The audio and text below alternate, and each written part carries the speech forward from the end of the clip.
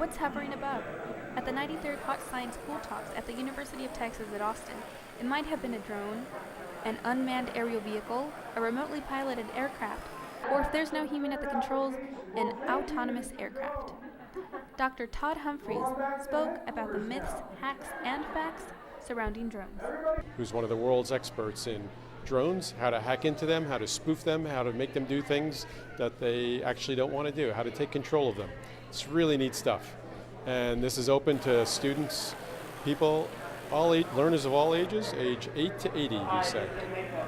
And so this interactive fair is something that's much more than a lecture, right? We have dozens of tables of interactive, hands-on science activities where people can really learn about the topic before going in and hearing even more about it.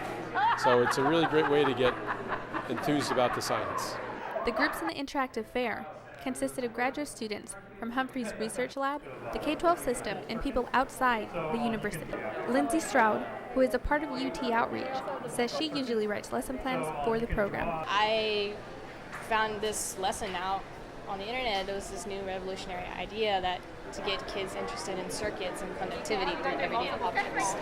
And so pretty much what we're doing is creating this lesson where students can try and make a keyboard or a game controller to play Pac-Man or Super Mario or anything like that out of, normal objects like bananas or coins or anything conductive.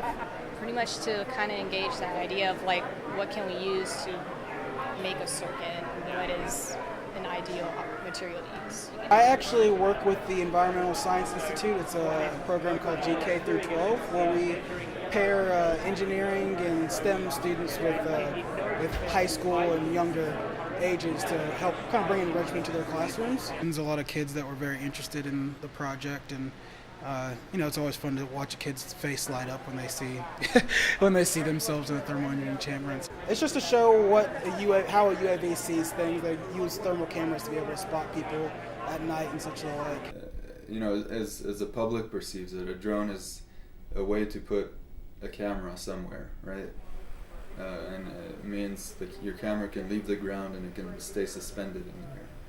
So obviously the military uses them for surveillance missions. They use them for other missions as well. But in the consumer market, it's become a very popular tool for cinematographers, photographers. Like they go around and shoot awesome videos. But what would it take to bring down a drone? According to Dr. Todd Humphreys, it only required 9th grade geometry. These drones happen to have some vital links. The link to the ground operator is one of those vital links. The links to the GPS satellites above, that's another vital link. And the links to other aircraft in the sky could be considered a third vital link. So in any of these cases, if you can take over those links and pretend that you're the ground controller, or pretend that you're the satellites, you can take over the drone. In December 2011, when the U.S. lost the drone over Iran, the Iranians claimed they had the drone, product of a spoofing attack. The engineer said it was an electronic attack against the drone's GPS. After Humphreys and his students gathered their analysis on how to take over a drone system, they contacted the Department of Homeland Security and told them that they could bring down a drone, like the Iranians had claimed to do. And the little white figure represents the drone's operator. He's sending commands up to the drone to say, hey, move toward that white pulsing waypoint.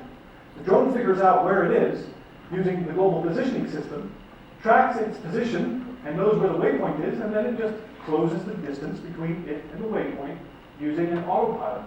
And it's that easy. That's how it's supposed to work in practice.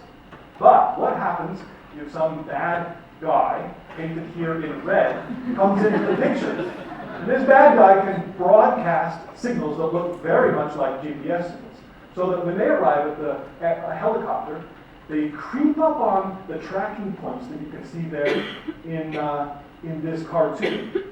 They creep up on the tracking points, and then they rise up in power and hijack those tracking points inside the GPS receiver. As they move, now you see a ghost helicopter moving out the back. The ghost is now where the UAV thinks it is. So when its autopilot now tries to close the distance between it and the waypoint, it isn't the helicopter that lines up on the waypoint, it's the ghost.